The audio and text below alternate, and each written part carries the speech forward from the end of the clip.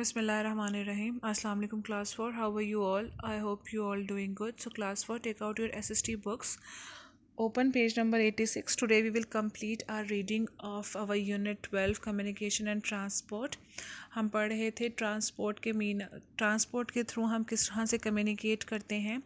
सो हम आज करेंगे Railways. Pakistan has a railway network of 11,881 kilometres. Pakistan का ये रेलवे नेटवर्क का उन्होंने आपको रूट बताया है कि इतने एरिए तक जो है पाकिस्तान रेलवे ट्रैवल करती है, रेलवे लाइंस चलती हैं. The trains carry goods and people all over the country.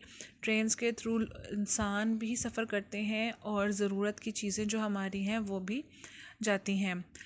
We have passenger trains मतलब जो इंसान सफ़र करते हैं, एंड गुड ट्रेन्स जिसके अंदर खाने पीने की अशिया जाती हैं. Some trains pull tank wagons which carry oil, petrol and other liquids. कुछ ऐसी ट्रेन्स होती हैं जिसमें सिर्फ और सिर्फ पेट्रोल, ऑयल और अदर लिक्विड्स और जो है वो पानी की तरह लिक्विड चीज़ें जाती हैं. Airways means airlines, aeroplanes. In 1955, Pakistan started an airline called Pakistan International Airlines (PIA). 1955 में पाकिस्तान ने अपना हवाई सफ़र स्टार्ट किया था. Today PIA has more than 40 aircrafts.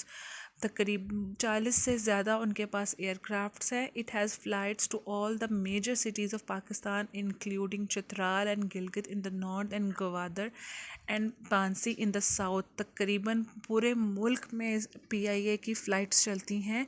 Chitral, Gwadar, Gilgit, पांसी, साउथ हर जगह पे, जनूब में भी. PIA also connect the country with Asia, Europe, North America and the Middle East. PIA जो है दुनिया में भी कनेक्टेड है एशिया के साथ, यूरोप, नॉर्थ अमेरिका और मिडल ईस्ट.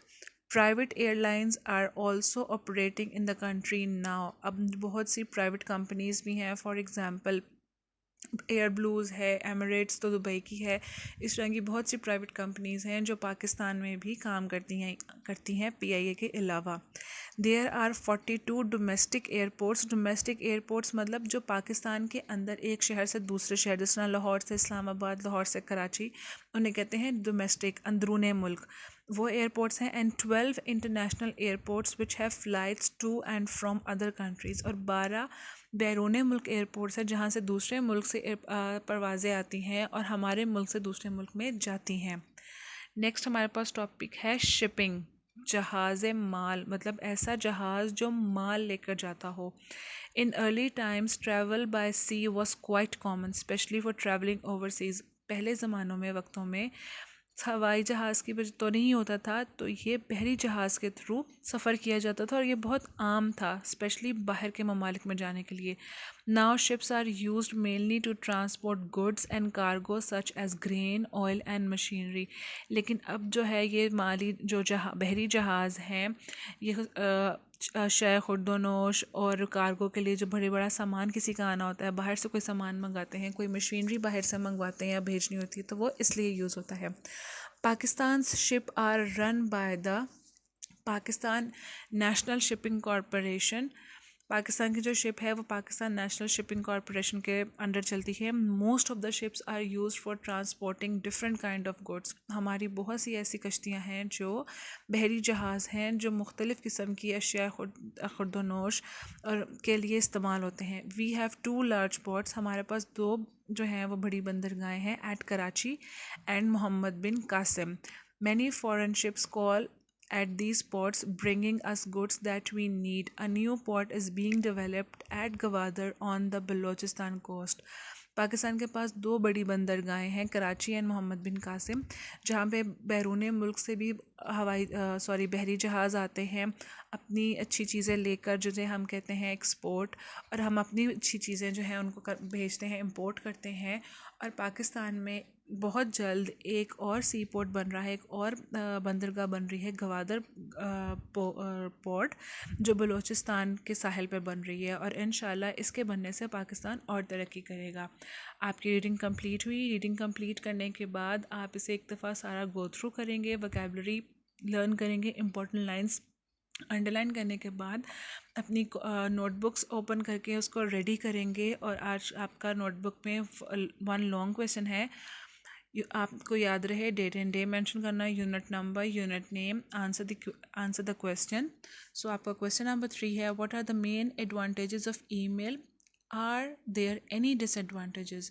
आपने ईमेल के फ़ायदे बताने हैं और उन्होंने पूछा है क्या कोई इसका नुकसान है। Email is the most modern and the quickest means of communication. It is a system of sending messages from one computer user to one or more user. It is very economical and accessible. इसका उन्होंने कहा है कि सबसे quickest, सबसे जदीद और सबसे जल्दी पहुंचने वाली ये कम्युनिकेशन राब्ता है जो आप एक कंप्यूटर से दूसरे कंप्यूटर के दरमियान होता है, और आप एक टाइम में एक से ज़्यादा लोगों को भी सेंड कर सकते हैं, और ये इतना कॉस्टली भी नहीं, महंगा भी नहीं, और पहुंच में भी है। अब इसका नुकसान पढ़ते हैं। The disadvantage of email is using a web connecting computer, one can easily check one mails from anywhere. इसका नुकसान ये है कि आप किसी के भी कंप्यूटर के साथ कनेक्ट होकर अपना ईमेल चेक कर सकते हैं, लेकिन उसका नुकसान ये है कि हो सकता है कि कोई आपकी मेल पढ़ ले कहीं से भी। ये आपकी आज की वर्किंग है, यहाँ तक आपकी वर्किंग कंप्लीट है, आपने इसको लर्न करना है, अपनी रीडिंग को दोबारा से करके अपना प्रीवियस वर्क कोई नहीं रहने देना, रोज़ाना की बेसिस पे अपनी वर्किंग कंप्लीट करके आगे बढ़ते जाना है। टेक केयर, अल्लाह हाफिज़।